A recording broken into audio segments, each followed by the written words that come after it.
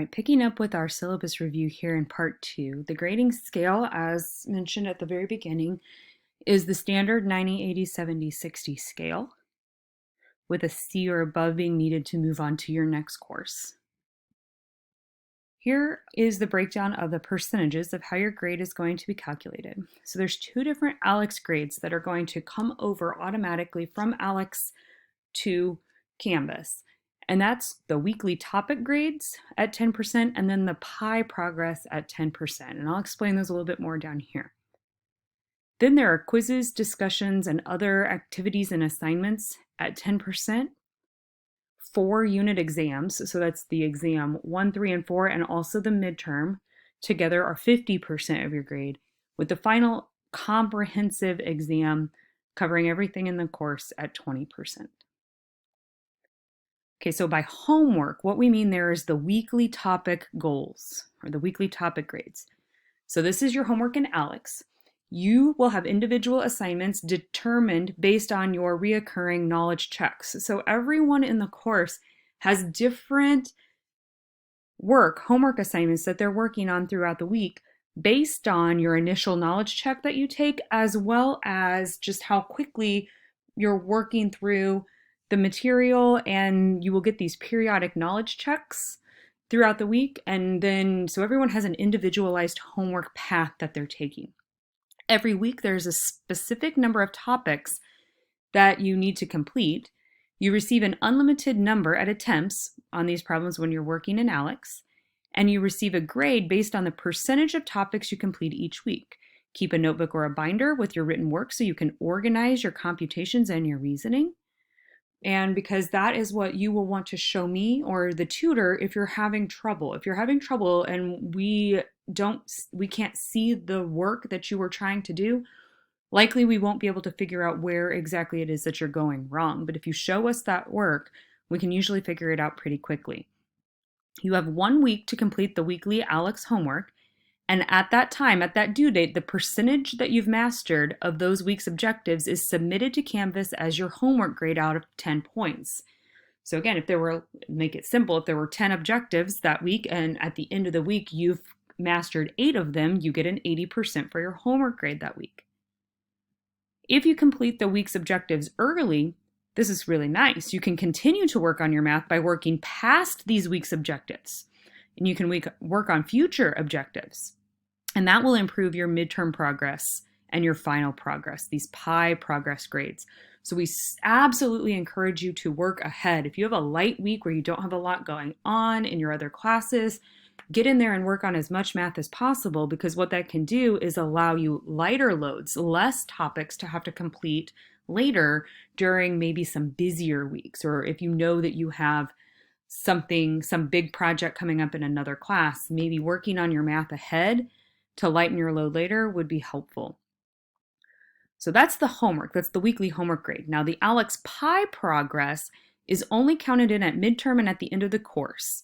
You get a grade pushed over from ALEX based on your overall mastery of the course topics. So at midterm, are you halfway through? And at the final, do you have your PI totally filled in?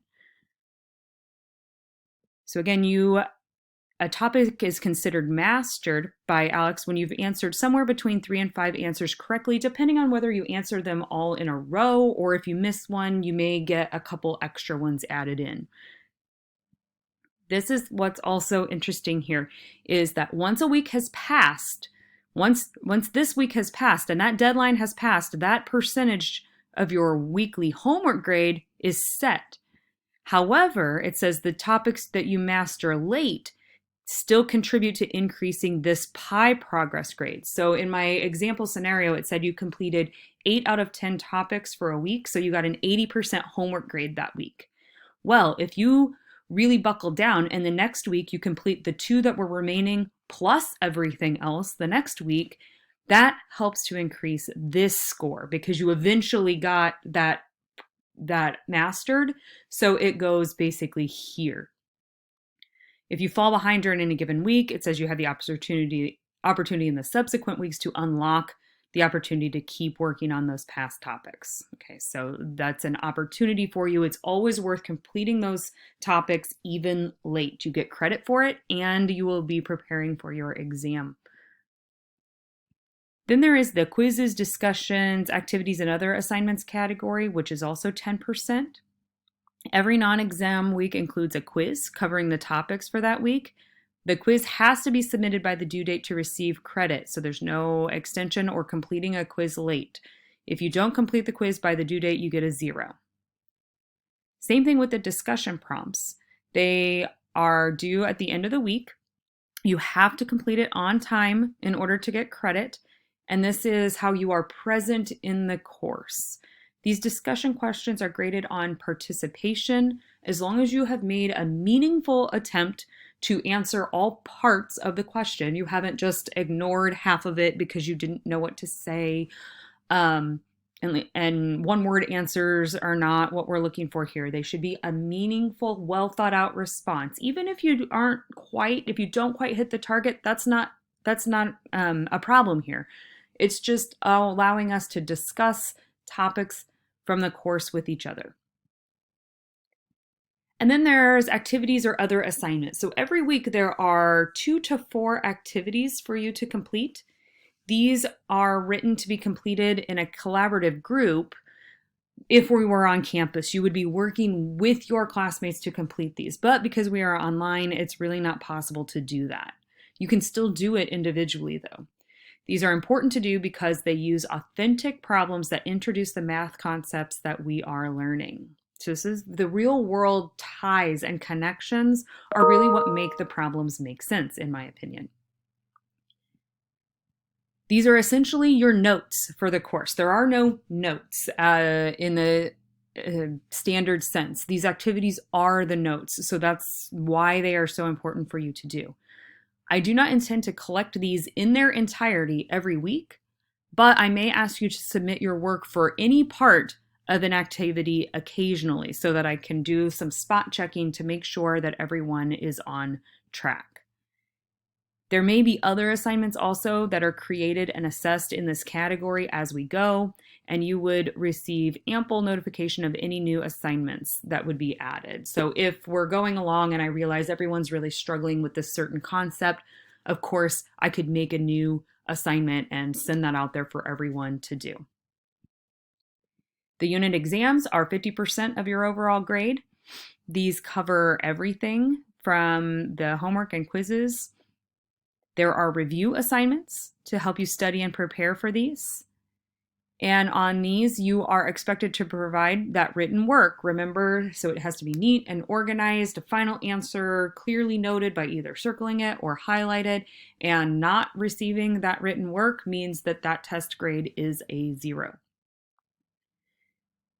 There are no makeup exams in the course. If you need to be gone ahead of time, we might be able to reschedule, but we may not be able to, just based on how kind of quickly the content progresses. So to counteract that, you may substitute one exam score with your final exam if that is of benefit to you. So if you absolutely have to miss an exam, then you can take whatever you get on the final and use it for that missed exam score. Not a lot about the final here. It is just comprehensive. It covers all of the entire semester and it's worth 20% of your overall grade. So here's a little bit more of a breakdown. Those unproctored tests 1, 3, and 4, those you take on your own time, any 2-hour time frame that you have. I will send out the required password to those when we get there. No extensions and no personal notes or outside help is allowed on those. Then we have the proctored midterm and the proctored final. These are proctored via Zoom. I give out the password there once the time is starting. They're shortened to be 1 hour long to minimize that commitment from you. And here are the dates. So we know these. These are preset. These should not change. The midterm session offerings are a Sunday night, October 10th from 8 to 9 p.m. and Monday, October 11th from 11 to 12 p.m. So I tried to do an evening and kind of a midday over a lunch hour time frame here so that people could hopefully work those into their schedules. The final exam is very similar. There's a Sunday evening, December 6th from 8 to 9, and a Monday, December 6th from 11 to 12. So right now, go mark those dates on your calendar and start asking, time off from work or doing whatever you need to do to rearrange to get those to fit into your schedule. Again, 2 hours is all I'm asking for you to commit to for the whole semester to being in a certain place at a certain time. When you're taking a proctor test, you're going to log into my Zoom room via the link. You can turn your sound down so it doesn't bother you, but you still want to be able to hear me if I have an announcement to make. And these are some examples of how you want to position your phone or your tablet so that I can see you, your computer screen, and whatever else you have out on your desk so I can monitor what's going on there. I'm not going to read through the important dates, but this would be important for you to look through. Notice that there is a week-to-week course calendar. You know exactly what topics we're going to be covering, what weeks we have quizzes, what weeks we have exams, the midterm and the final. So that would be maybe nice to print off. I like to mark things off and check things off when they're done. So I would personally print this out and I would mark through the weeks as I go. And that would make me really be able to see the progress that we're making through the semester.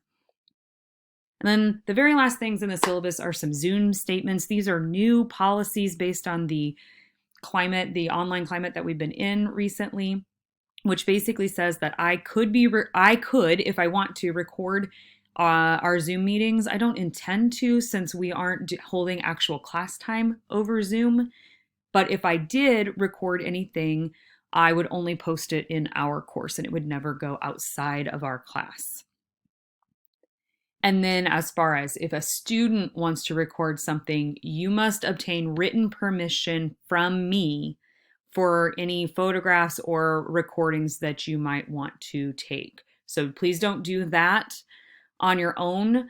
If that is for some reason something that you think you want to or need to do from our class, then you need to get written permission from me. I don't want you to get in trouble for doing that without permission because it's kind of like a intellectual property sort of problem. So if you do want to do something like that, please ask first and we'll have to talk that out. But that is the course syllabus.